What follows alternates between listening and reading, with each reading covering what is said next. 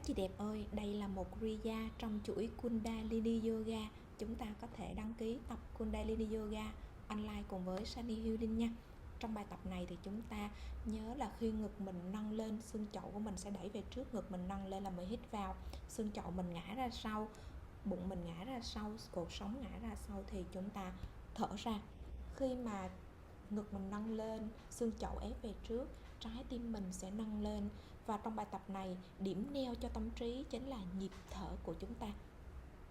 Tâm trí của mình sẽ luôn nhảy nhót, suy nghĩ rất là nhiều điều liên tục và liên tục. Hãy hít thở sâu, đó là cách mà chúng ta giao tiếp với tâm trí của mình.